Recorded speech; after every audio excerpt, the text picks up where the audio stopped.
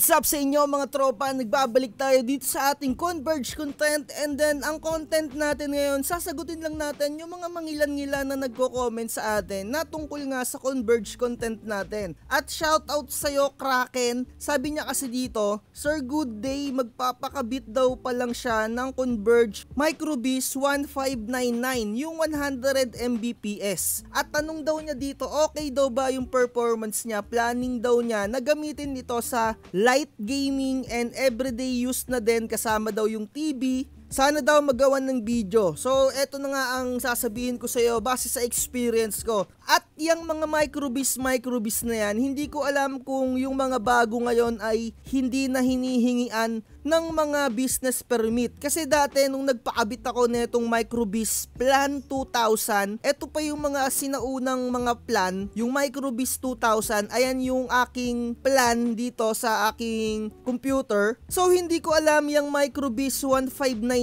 na yan kung yung mga bagong installer ngayon ay nanghihingi pa rin ng mga business permit. Previously kasi nung mga sinaunang panahon pa, nung bagong-bago pa yung Converge ko, parang mga 4 years ago or 5 or 3, nanghihingi pa yan ng business permit bago ka makapagpakabit ng Microbiz plan. Na which is yung Microbiz plan ko ay yung 2000. Dati kasi ayun lang yung meron at parang may higher pa doon. Pero ngayon sobrang dami ng mga Microbiz.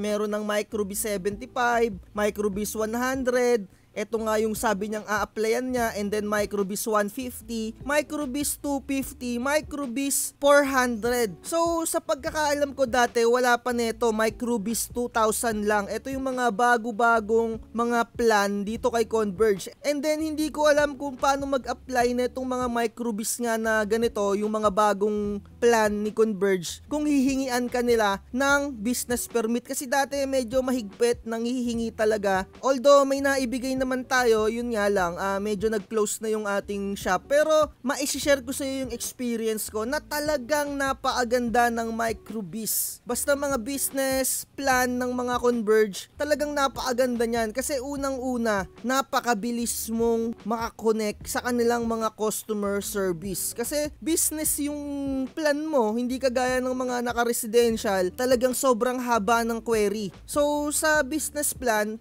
medyo mabilis yung query. Kung baga sa residential, 100 yung tumatawag. Sa mga business plan, mga 10 or 5 lang, talagang maa-accommodate kayo. Ayan yung lamang ng mga naka-Microbiz talaga. Kaya yung mga tropa ko dito, mga kapitbahay ko, sa akin nagpapakonect para makatawag kay Converge. Ayun, pwedeng gawing mga discard yon. Ayun nga, magsasample tayo ng speed test dito kay Converge. Dito sa pass.com. At Microbiz 2000 nga yung ating plan. At maraming mga cellphone at laptop ang nakakonect dito sa atin. So yung kanyang download speed, nakakuha ako ng 95 Mbps dito sa aking PC. At makikita nyo naman yung upload speed niya ay eto around 90, bumabagsak 80. Ayan, medyo naglo-loading pa yung kanyang upload speed. Pero hindi nagkakalayo yung upload speed at downloading speed niya dito sa pass.com. Pero itatry natin dito sa speedtest.net yung kanyang speed. Eto nga pala yung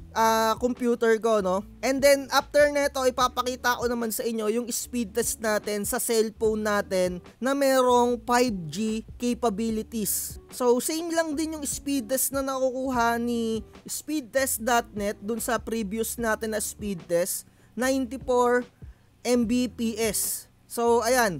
And then mag-proceed na nga tayo dito sa cellphone ko. I-record ko lang para makita ninyo. So unang-una, nakakonect ako ngayon sa 2.4 GHz. So makikita natin yung speed test ko ng 2.4 GHz. Umaabot siya ng 38, 39. Ayan, around 40 Mbps. Inuulit ko, no, 2.4 GHz Wi-Fi ako naka-connect sa ngayon. And then ayan yung nakukuha ko na speed, around 40 Mbps. And then yung upload speed niya hindi rin nagkakalayo, 47. At ngayon naman itatry natin dun sa 5 GHz na Wi-Fi. So ayan, connected na tayo sa 5 GHz. Itatry na natin.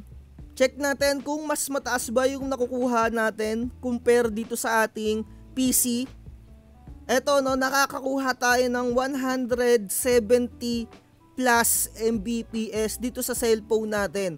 So kung tatanungin nyo ko kung bakit 94 Mbps lang dito sa computer natin, possible baka yung cable ko ay hindi niya kayang mag-transmit ng mas mabilis pa sa 100 Mbps. It's either magpapalit ako ng LAN cable or magpapalit ako ng pinaka-external router ko. Kasi bukod kay Converge, nakakonect din ako ng external router. So, ganon, kaya mas mababa yung nakukuha ng PC ko. Pero baka sa tingin ko magpapalit lang ako ng LAN cable. Baka hindi compatible sa mas mataas pa sa 100 Mbps yung nakukuha ko dito sa PC. Kaya ganon, na mas mataas dito sa cellphone. So, ayan yung kinagandahan ng naka-micro biz or yung naka-business plan kay Converge.